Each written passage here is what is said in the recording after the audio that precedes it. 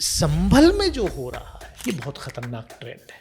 और यूपी में तो ऐसा है कि संभल का जिला प्रशासन, डिस्ट्रिक्ट एडमिनिस्ट्रेशन बिल्कुल तैयार बैठा था। It's all written script from the top. देखिए, महाराष्ट्र के इलेक्शन का आउटकम जो है वो महाराष्ट्र की जनता को भी गले से नहीं उतरता। BJP and RSS has invested a lot to destroy Rahul Gandhi ji's image, but after Bharat Jodo Yatra and Bharat Jodo Nyay Yatra, he has shown to the people of this country and the world that what is Rahul Gandhi. मैंने नहीं छोड़ी पार्टी को. From the JDS, I was sent to BSP by the JDS leadership because they could not get the alliance seat. Whatever politics I did in my own life, I stood for the secular values.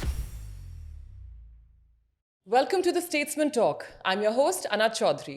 Our special guest for today is Kunwar Danish Ali Sahab, who is a politician who began his innings as a student activist, an agriculturist, and he's a former member of the parliament. Danish ji, welcome to the podcast. Thank you. I'd like to ask you a little about your background. How did you think of politics? How did you start with politics? I started my politics during my student days itself. I was a student activist when I was in Jamia Millia Islamia. Ji. That time, I as a student used to raise the voice for the amenities for the, particularly for the hostelers of Jamia Millia Islamia. And that was the period when lot of agitations and things were going on. So it was, though I was a student of science, my journey is little different. I started from BSc Mathematics Honours to MSW, then to political science, and then ultimately in electoral politics. अच्छा, तो आपका काफ़ी ही mixed bag रहा है experience when it comes to your student life along with following with your career. Bunch of things. That was, मतलब पहले से ही ये था कि लोगों के बीच रहना, लोगों की सेवा करना, जो भी, क्योंकि जामिया मिलिया में ऐसा था कि लोग, स्टूडेंट्स जो आते थे वो पर्टिकुलरली फ्रॉम यूपी, बिहार, बहुत लोअर मिडिल क्लास बैकग्राउंड के स्टूडेंट्स होते थे. काफ़ी परेशानियाँ होती थी. हॉस्टल अकोमोडेशन होता नहीं था वहाँ. Okay. तो that was the major issue used to be that time. तो लोगों के साथ, स्टूडेंट्स के साथ रहते थे. जी. So I think that is the beginning of every great leader, making your space wherever you are. तो है ही, क्या कर सकते हैं, वो तो जो डेस्टिनी ने आपके लिए प्लान किया है उसी में मन जाता है इंसान. So आप हमें बताएंगे that how did your political journey actually begin? As I told you, I was a student in Jamia, a student activist there. Then I was active in Janata Dal. Janata Dal, that time, it was a big party. Mr. VP Singh was at the helm of affairs of Janata Dal. All these leaders now, अभी तो अलग अलग party होगी. जनता दल का ABCDEF कहाँ तक हो गया. जी. That time I was the General Secretary of the Student Wing of Janata Dal, All India General Secretary.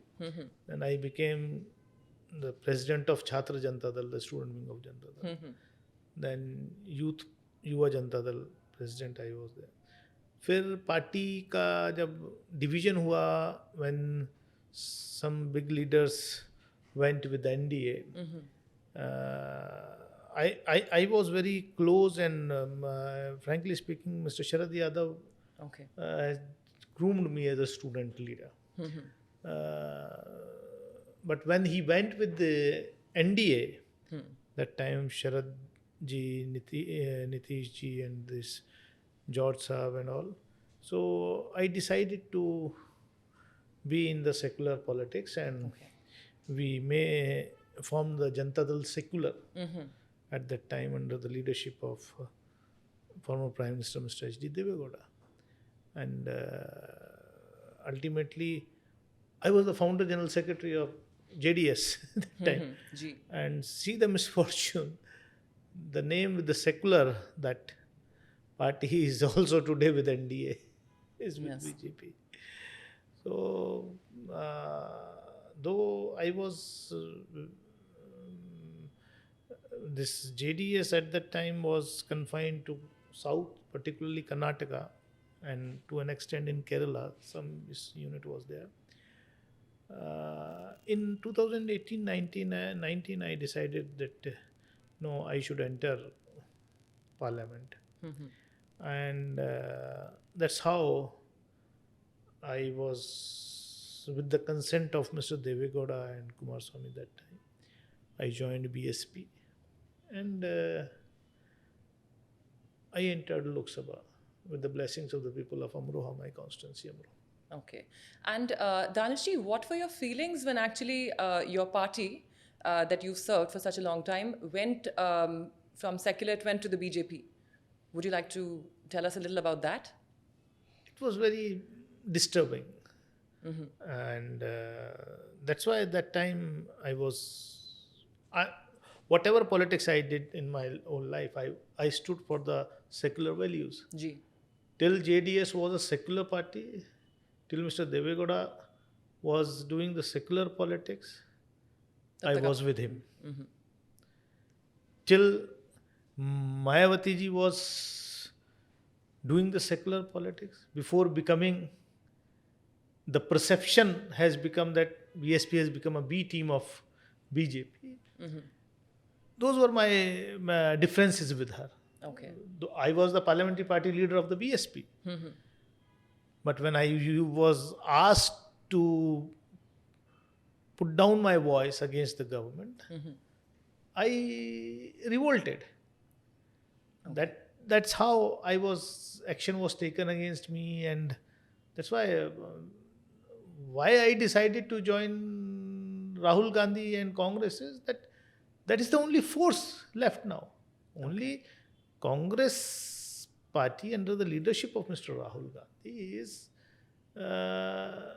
hardcore doing social justice and secular politics in this country. There's no other way. So don't you think that Mr. Gandhi has actually been active for quite a while, but do you think that he is capable of actually uniting the rest of the parties together, and he's a strong leader? There is no doubt about that now. See, BJP and RSS has invested a lot to destroy Rahul Gandhi ji's image.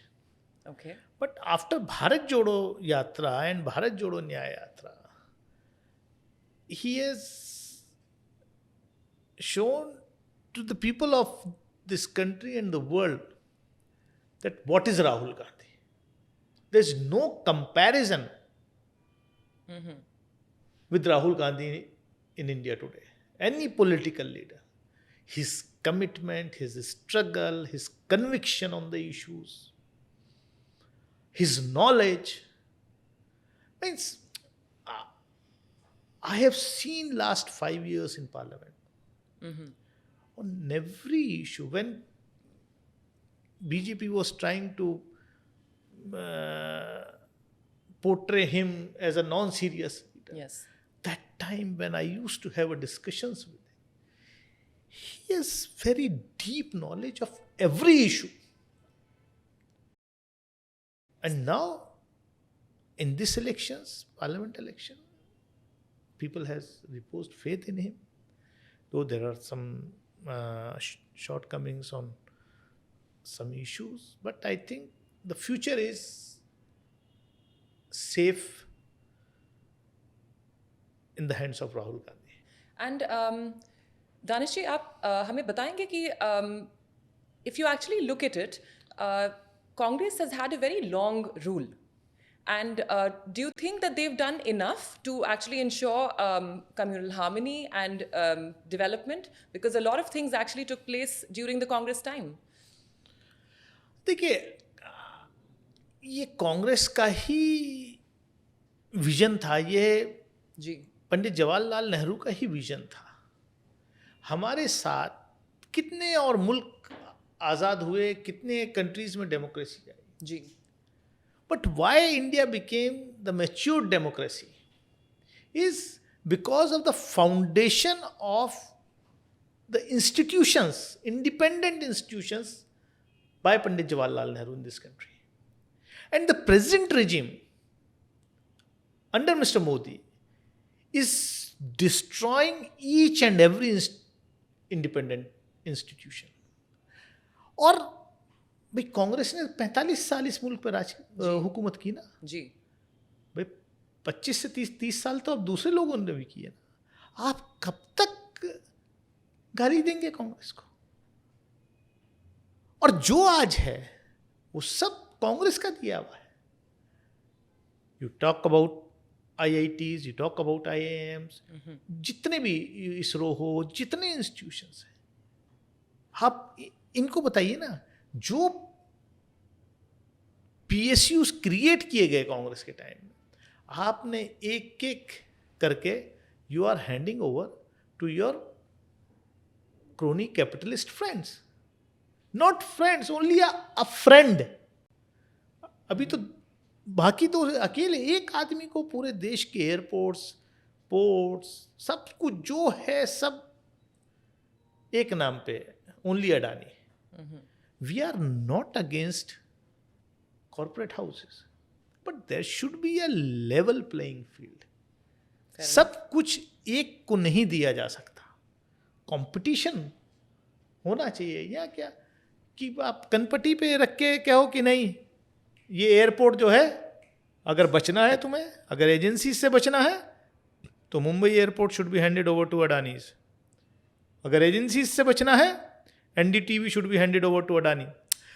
This type of things are going on in this country. जो बोलता है उसके खिलाफ आप ED, CBI, क्या है? जो leader बोलता है, आपने देखा झारखंड में कैसे हेमंत सोरेन को उठा के 5 महीने ट्राइबल चीफ मिनिस्टर को बंद कर दिया। There is no evidence at all against him. It's a disturbing trend. It's a disturbing trend. आप CAA लेके आए, कितने लोग, बेगुनाह लोग अभी भी जेलों में बंद हैं। All those student activists, youth activists, without trial, no bail. एक तरफ सुप्रीम कोर्ट कहता है कि बेल जो is a rule, not an exception, यहाँ उल्टा हो रहा है। So you think there's a lot of mismanagement that has happened, intentional mismanagement and neglect that has happened on the side of the BJP? वो जानबूझ के कर रहे हैं, जानबूझ के कर रहे हैं, ओके। बिकॉज उनको मजा आ गया, टेस्ट लग गया है जी, कि ऐसा सब करने से जो पोलराइजेशन होता है समाज में, उससे उनको फायदा हो रहा है। Until unless the society itself realises कि हम इस मुल्क को कहाँ ले जाना चाहते हैं। You are enjoying for a time, okay, but देश कहाँ ले जा रहे हो आप? ये देश मिली जुली संस्कृति का देश है, गंगा जमुनी तहजीब का देश है। और मेरा भारत इसीलिए महान है, महान जो कहते हैं, मेरा भारत इसलिए महान है कि यहाँ सभी मजहब के लोग मिलजुल करके, अनेक भाषाएं, अनेक मजहब, अनेक, और बीजेपी को तो, संघ को तो, RSS को तो one nation, one election, one nation, one thought, one nation, one uniform. अरे भाई, कौन क्या पहनेगा, कौन क्या खाएगा, कौन कैसे सोचेगा? आप लोगों की सोच पे भी आप पाबंदी लगा रहे हो कि जो आप सोच रहे हो वैसा ही सामने वाला भी सोचे। हर चीज कंट्रोल करना चाहते हो, जो कि एक वाइब्रेंट डेमोक्रेसी के लिए अच्छा नहीं है। So the common question that emerges from the other side is actually that हर मजहब का एक नेशन होता है। Islam has Islamic nations, Christianity has their particular nations. There is no such dedicated nation for the Hindus. And अगर ऐसी demand है तो उसमें कौन सी बुरी बात कर रहे हैं? ये एक व्यू आता है फ्रॉम, देखिए, जब भारत आज़ाद हुआ जी, इसीलिए बाबा साहब डॉक्टर भीमराव अम्बेडकर के नेतृत्व में जो कॉन्स्टिट्यूशन लिखा गया, संविधान लिखा गया, उसमें जो व्यवस्था की वो इसीलिए की गई। ये देश संविधान से चलेगा। और ये बात सच है कि जो हिंदू हैं, हिंदू जो है वो it's a very tolerant community, और शायद यही वजह है मेरा भारत महान है जी। बट बीजेपी आरएसएस जो है वो जहर घोलने का काम कर रही है। अब मेरे से कोई कहे, मैंने तो पार्लियामेंट में भी कहा था कि हमारे पुरखों ने इस मुल्क की आजादी के लिए कुर्बानियां दी हैं जी। Danish Ali is in this country, Danish Ali's elders, forefathers were in this country by choice, not by compulsion.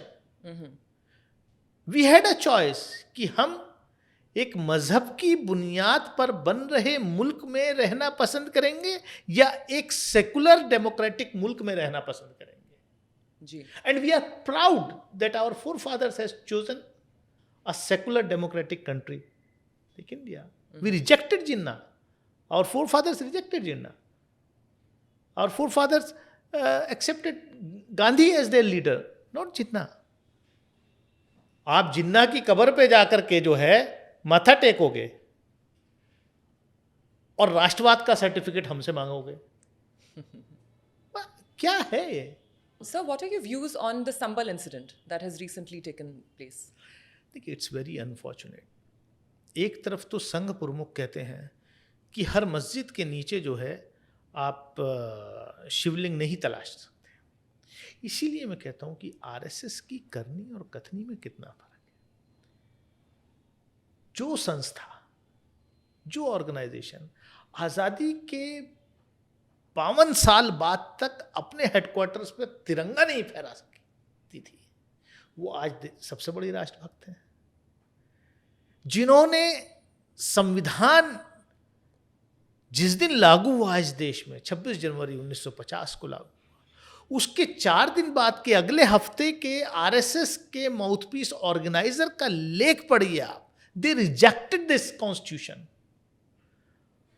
और आज कहते हैं कि हम संविधान से इस देश को, रोज संविधान का कत्ल करते हो आप, क्योंकि आप तो संविधान को मानते ही नहीं, आप तो चलना ही नहीं चाहते। आपने कहा नहीं, ये संविधान है ही नहीं, ये तो, इसमें तो मनुस्मृति का ज्ञान होना चाहिए था। That is on record. तो संभल में जो हो रहा है, या कल अजमेर दरगाह में भी के बारे में भी जो है चैलेंज हुआ, ये बहुत खतरनाक ट्रेंड है। और मैं तो चाहूंगा कि ऑनरेबल सुप्रीम कोर्ट को फॉरन कॉग्निजेंस लेना चाहिए, और जो 1991 का प्लेसेस ऑफ वर्शिप एक्ट है, जो पार्लियामेंट ने कंसेंसस से पास किया, उसको इन टोटो लेटर एंड स्पिरिट इंप्लीमेंट करना चाहिए। अदरवाइज ये कहां जाके रुकेगा, कितने बेगुनाहों की जान और जाएंगी। It's a never ending process ना।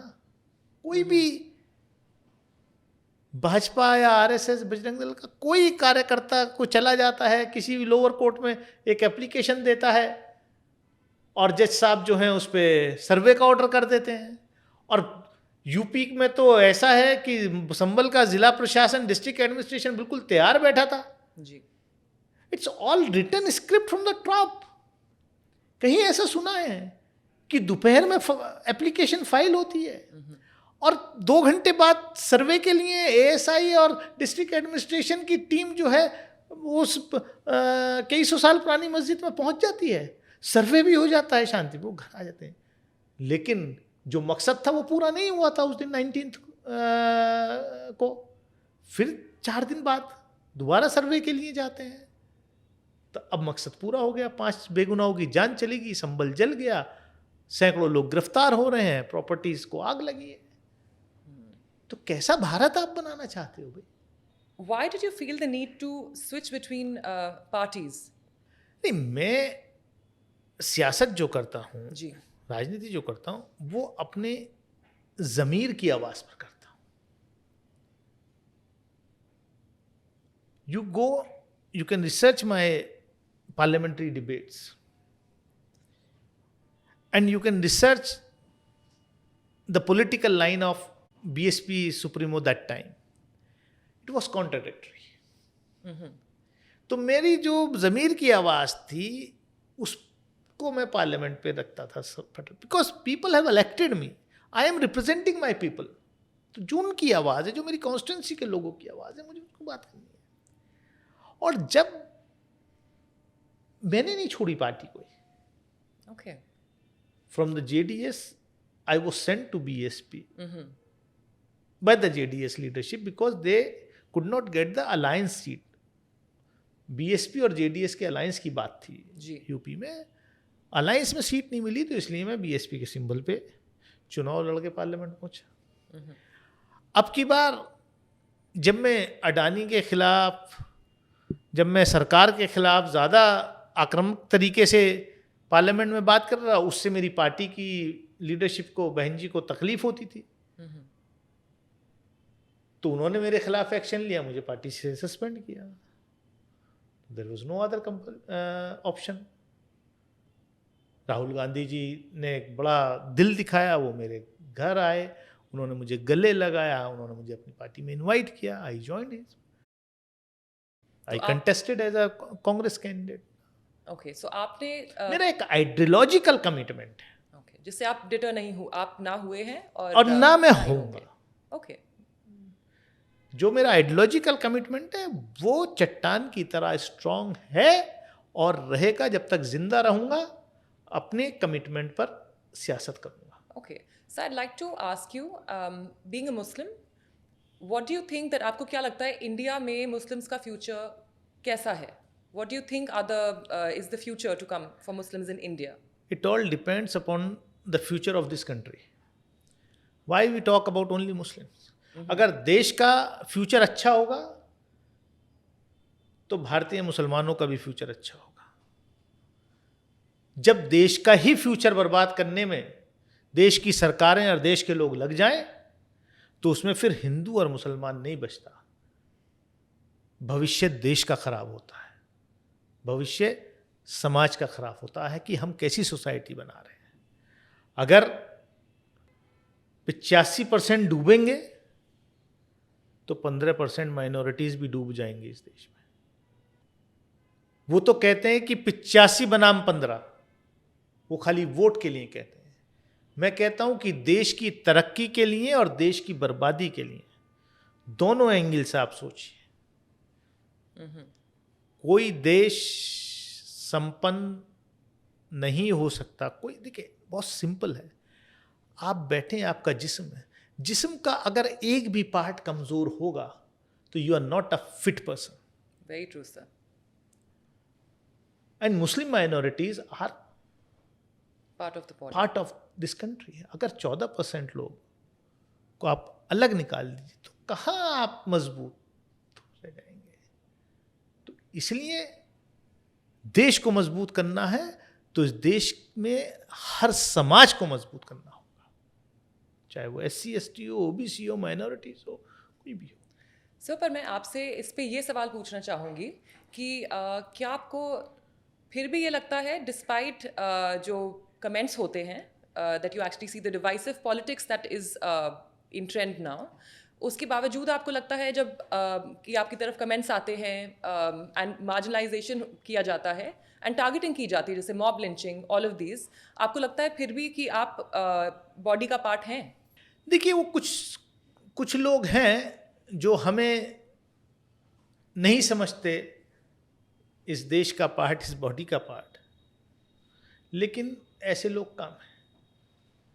और वी आर ऑप्टिमिस्टिक, क्योंकि हम इस देश की तरक्की, इस देश का भला चाहने वाले लोगों में से हैं. हम उन लोगों में से नहीं है जो अपने सियासी फ़ायदे के लिए, अपने राजनीतिक फ़ायदे के लिए देश भले ही बर्बाद हो जाए लेकिन सिर्फ उनको सत्ता में आना है उनको अपना फ़ायदा चाहिए। दोस्तों मैं आपसे पूछना चाहूँगी कि आपके आजकल की जो राजनीतिक ट्रेंड्स चल रहे हैं उसमें आपके क्या व्यूज़ हैं? आप क्या राय रखते हैं कि आजकल की पॉलिटिक्स कैसी है और क्या अच्छी चीज़ें हैं, क्या बुरी चीज़ें हैं? देखिए, टू बी वेरी फ्रैंक, बहुत ज़्यादा गिरावट आई है, ओके, ख़ास तौर से पिछले 10-12 साल में। जी, और वो डिटोरिएशन फ्रॉम द टॉप। जब आप देखेंगे कि इलेक्शन के दौरान देश के प्रधानमंत्री इतने कॉन्फिडेंस के साथ झूठ बोले, भाई आप खाली बीजेपी के नेता नहीं हैं, आप एक प्रचारक नहीं हैं, आप भारत जैसे विशाल देश के प्रधानमंत्री हैं। और जब आप अपने भाषण में एक बोलते हैं, अरे अगर विपक्ष की सरकार बन गई, फलां पार्टी आ गई, तो आपका मंगलसूत्र छीन लेंगे, आपकी भैंस छीन लेंगे, आपकी रोटी छीन लेंगे, आपकी बेटी छीन लेंगे। मतलब क्या स्तर रह गया इस देश के प्रधानमंत्री का? इतनी घटिया भाषा का प्रयोग। लेकिन क्या हुआ? झारखंड में क्या बताया जनता ने? आप तो उनकी बेटियां छीनवाने की बात कर रहे थे। ऐसा नहीं है। इसीलिए मैं कहता हूं कि हमें उम्मीद है इसी देश की जनता। Don't under estimate the electorate of this country, there wisdom.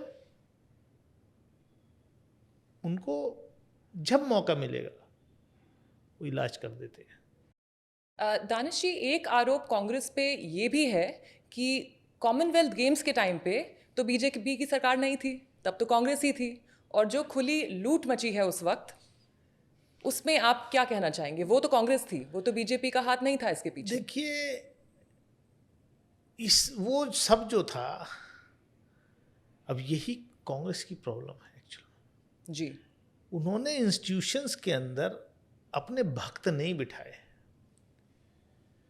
उन्हें पता ही नहीं था कौन किसकी डोर कहाँ है।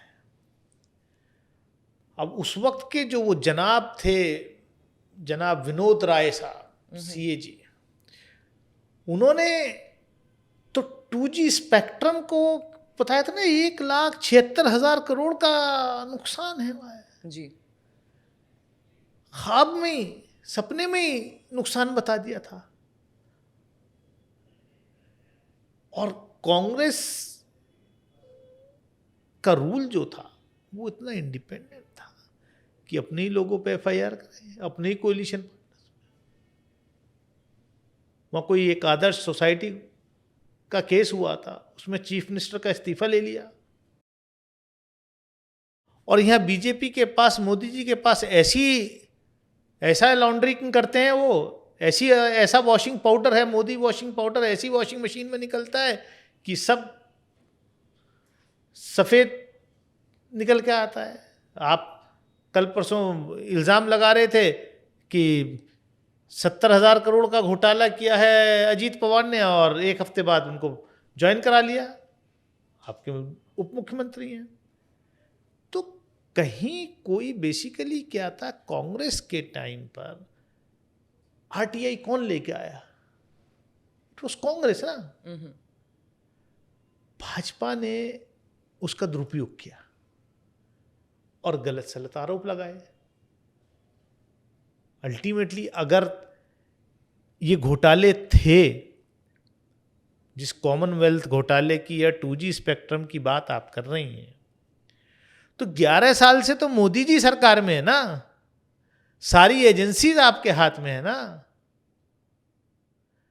तो क्या कहीं कोई कन्विक्शन हुआ? क्योंकि कोई घोटाला ही नहीं था। यहां तो घोटाले अब हो रहे हैं। तो आप कह रहे हैं कि ये बिल्कुल बेबुनियाद इल्ज़ाम लगाए गए थे कांग्रेस पे, और कांग्रेस से कोई गलती नहीं हुई है, ये या कोई बड़ी। ये एक नैरेटिव सेट किया गया था। जी, ये बहुत बड़ी एक कॉन्स्पिरेसी थी। आपने देखा, एक बूढ़ा आया था वहां से, पुणे से चल के, नकली गांधी बनने का नाटक किया था जिसने, वो संघ का एक प्रचारक था जिसका नाम अन्ना हजारे था। जिस दिन से मोदी प्रधानमंत्री बने हैं, क्या उस व्यक्ति की जुबान खुली है क्या? अब उसको भ्रष्टाचार नजर नहीं आता? तो ये सब बहुत ऑर्केस्ट्रेटेड ड्रामा था उस वक्त। For BJP to come to Commonwealth, power. 2G, Anna Hazare आंदोलन, ये सब जो है। और कांग्रेस जो थी, वो कांग्रेस बेसिकली, कांग्रेस के डीएनए में डेमोक्रेसी है, तो इसलिए ये सब होता रहा। Freedom of speech, expression. आज तो पत्रकार सुरक्षित नहीं है। कोई पत्रकार अगर कोई स्टोरी कर देता है सरकार के खिलाफ, तो या तो उस कॉर्पोरेट हाउस से कह दिया जाता है इसको नौकरी से बाहर कर दो, या उस पर मुकदमा दर्ज करके जेल भेज दिया जाता है। और अगर कोई सोशल मीडिया में पर फैक्ट चेकर भी है और वो खाली सरकार को या हेट मॉन्गर्स को नंगा करने का काम कर रहा है, उनकी असलियत बताने का काम कर रहा है, तो ऐसे फैक्ट चेकर्स पर भी सेडिशन का मुकदमा जो है दर्ज कर दिया जाता है। तो ये बुनियादी फर्क है जी। They don't want any voice left in this country which can raise the public issues. तो आप ये कह रहे हैं कि ये बहुत ही सोच और समझ के साथ में आम लोगों की as well as media and judicial as well as other important governing bodies of the constitution, सबकी आवाज़ें बंद करी जा रही हैं चाचा जी के हिसाब से। बिल्कुल, इसमें कोई डाउट ही नहीं है। एंड आपको क्या लगता है इसका अंत कैसे होगा? One day people of this country will realise. अभी क्या है, देखिए, धर्म जो है ना, वो अंधा होता है। अभी लोगों को धर्म में इल्झा के रखा है। जिस दिन उसका नशा उतर जाता है, जब पेट पे लात लगती है, तब लोगों को रियलाइज होता है कि नहीं। बीजेपी की स्ट्रेटेजी ये है कि लोगों को धर्म में इल्झाए रखो। अपने बच्चों को तो लंदन अमेरिका भेजेंगे पढ़ने के लिए, गरीब के बच्चे को दंगाई बनाएंगे, उनको धर्म रक्षक बनाएंगे। अपने बच्चों को ऐसा हुनर देंगे, पढ़ाएंगे कि एक साल में जो है 16,000 गुना प्रॉफिट हो जाए कंपनी को। लेकिन जो आम इंसान का, गरीब का बच्चा है, उसको रोजगार नहीं मिलेगा। तो ये फर्क है, बेसिकली बुनियादी फर्क है। दानिश जी, क्या आप भी अपने बच्चों को पॉलिटिक्स में आगे जाना पसंद करेंगे? देखिए, ऐसा कुछ नहीं है, जिसका जो मन होगा। देखिए, पॉलिटिक्स में जाना भेजना ये हमारे हाथ में नहीं है। I came to politics on my own. वो एक हालात ऐसे बने जी। अब आगे क्या हालात होंगे, एंड मैं तो अपने बच्चों को पूरा इंडिपेंडेंट रखता हूँ। मैं कभी उनको कौन सा सब्जेक्ट लेना है, कौन सी स्ट्रीम लेनी है, कहाँ जाना, इट्स ऑल देयर कॉल। तो ऐसा कुछ नहीं है, जो होगा उनको जो करना होगा करेंगे। कुछ महीनों पहले एक कंट्रोवर्सी के बीच आए थे and there was some unparliamentary language used against you. आप उसके बारे में कुछ कहना चाहेंगे, जो कि एक्सपंज भी हुई थी फ्रॉम द पार्लियामेंट्री डिबेट्स? देखिए, वो इस देश के लोकतंत्र के लिए, इस देश की पार्लियामेंट्री डेमोक्रेसी के लिए सबसे काला दिन था, जब एक पार्लियामेंटेरियन दूसरे पार्लियामेंटेरियन को इस तरीके की भाषा का प्रयोग कर रहा है, उसके खिलाफ, उसके मजहब को गाली दे रहा है, उसको गाली दे रहा है। मतलब यही तो भाजपा और आरएसएस के संस्कार हैं। मैं तो कहता हूं, भाजपा आरएसएस के सही संस्कारों का प्रकटीकरण जो है, वो लोकसभा के पटल पर रमेश बिदुड़ी ने किया, जो ट्रेनिंग उनको दी जाती है. जी. It's up to the people to decide. So, how do you think the standard of debates and the quality of debates is evolving in the parliament over the past few years? देखिए, parliament की sittings कम हो रही हैं जब से मोदी सरकार आई है. जी. Because they don't believe in the parliamentary democracy at all. वो समझते हैं, उनकी सोच है सिर्फ जो सरकारी बिजनेस है, जो गवर्नमेंट बिजनेस है, उसके लिए पार्लियामेंट का सेशन बुलाया जाता है. सिर्फ बिल पास करना is not the only work of the parliament. Parliament चलने का मतलब ये होता है, अगर संसद का सत्र चल रहा है, सेशन चल रहा है, तो जो लोगों की आवाज़ है, जो पीपल्स रिप्रेजेंटेटिव हैं, उनकी आवाज़ वहाँ सुनी जाए. लेकिन यहाँ तो एक ही झटके में 150 सांसदों को एक्सपेल कर दिया जाता है. मणिपुर पर चर्चा नहीं करेंगे आप, संबल पर चर्चा नहीं करेंगे आप, अडानी के खिलाफ यूएस कोर्ट ने वारंट कर दिया, उस पर चर्चा नहीं करेंगे आप, क्योंकि आपको सूट नहीं करता. आप जो है कुछ ना कुछ ऐसा ले आएंगे कि लोगों का ध्यान बट सके. कुछ नहीं मिला तो वक्फ बिल में अमेंडमेंट ले आए, उसी पे लोग लगे रहे. सर, आप महाराष्ट्र के बारे में जो अभी फिलहाल इलेक्शंस हुए थे, आप उस पर कुछ टिप्पणी देना चाहेंगे? देखिए, महाराष्ट्र के इलेक्शन का आउटकम जो है वो महाराष्ट्र की जनता को भी गले से नहीं उतर रहा है. आप ये क्यों कहेंगे? इसके ये इसलिए कह रहे हैं कि वहाँ से जो रिपोर्ट्स आ रही हैं, कई जगह तो ऐसा है कि अभी मैं देख रहा था कि किसी गांव में जो कैंडिडेट था, उसके घर के जो है 34 वोट्स थे, 34 वोट थे, और उसमें उस बूथ पर उसका 0 वोट निकला. तो क्या उसकी बीवी ने, उसके बेटे ने, उसके भाई ने भी उसको वोट नहीं दिया? तो इसलिए हम कहते हैं कि इलेक्शन जो है वो ईवीएम के बजाय बैलेट पेपर से होना चाहिए. पर सर, ईवीएम की शुरुआत तो कांग्रेस के ज़माने में हुई थी. लेकिन कांग्रेस ने कभी उसका दुरुपयोग नहीं किया ना. अब ये पता थोड़ी था कि ऐसे लोग भी इस देश में राज करने आएंगे जो उस टेक्नोलॉजी का उसका दुरुपयोग करेंगे.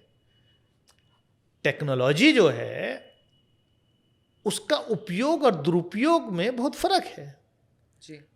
न्यूक्लियर एनर्जी जो है वो बिजली पैदा करने के लिए है तो बहुत अच्छी है, लेकिन उसी न्यूक्लियर एनर्जी को जब आप बम बना करके कहीं फेंकेंगे तो विनाशकारी है. तो ये तो लोगों को डिसाइड करना है.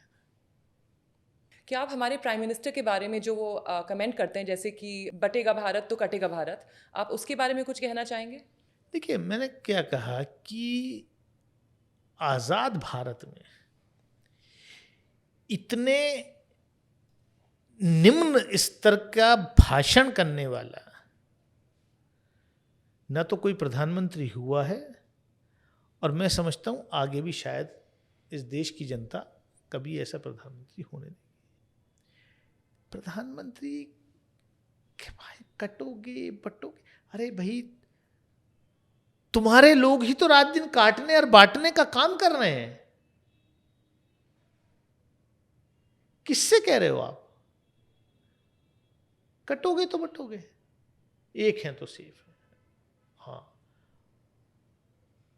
आप एक हैं तो अडानी सेफ है, साबित कर दिया आप. दानिश जी, एक आरोप और भी लगता है कि फेवरेटिज्म तो हर गवर्नमेंट के टाइम में रहा है, चाहे वो कांग्रेस हो या बीजेपी.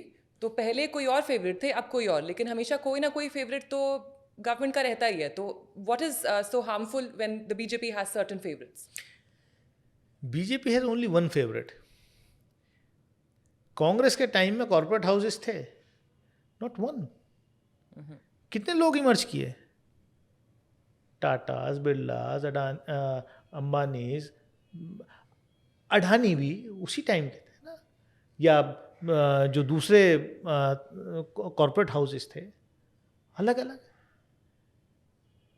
यहाँ पूरा का पूरा चैनलाइज करके सिर्फ एक को Monopolizing it. मोनोपोली, तो मोनोपोली जो है वो अच्छी नहीं है, और ख़ास तौर से ये देश के लिए अच्छी नहीं है, क्योंकि एक किसी प्राइवेट एंटिटी को आप देश का सारा सिविल एविएशन, सारा शिपिंग, एनर्जी, इवन कम्युनिकेशन, आप अगर सारी चीज़ किसी एक कॉरपोरेट हाउस को दे देंगे तो वो देश की सुरक्षा के लिए भी अच्छा नहीं है। तो आप कह रहे हैं कि ये आपको आपत्ति इससे है, not just the fact that the favour is going to a particular individual और अ ग्रुप, पर इसमें बुरी बात ये है कि पूरी कंट्री सफ़र करती है। बिल्कुल, क्योंकि देखिए आप हेल्दी कंपटीशन रखिए ना। जी। अब ये थोड़ी है कि जो कॉरपोरेट, पुराने कॉरपोरेट हाउसेज ने, बिजनेस हाउसेज ने जो अपने एसेट्स बनाए अपनी मेहनत से, उनकी कनपटी पे आप रिवॉल्वर रख के कहें कि भाई तुम अब इस बिजनेस से हट जाओ, ये सब अडानी करेंगे, ये गलत है। Sir, you've been instrumental in reaching a seat-sharing agreement between the JDS in 2018 and Congress. आप उसके बारे में हमें कुछ बताएंगे? देखिए, जब मैं JDS में था तो I was the secretary general of the party जी। एंड ये देवेगौड़ा जी का बड़प्पन कहूँगा मैं कि वो मेरे ऊपर इतना यकीन रखते थे कि जो मैं बात करता था, नेगोशिएट करता था दूसरी पार्टी से, उसको मान लेते थे। तो उस वक्त जो मेरे को रिस्पॉन्सिबिलिटी थी, मैंने ईमानदारी से उस वक्त उसको निभाया, और बस इतना ही कहूँगा। Thank you so much for being with here, sir. It was a pleasure having you. Thank you so much for watching. If you like this episode, then please subscribe to our channel.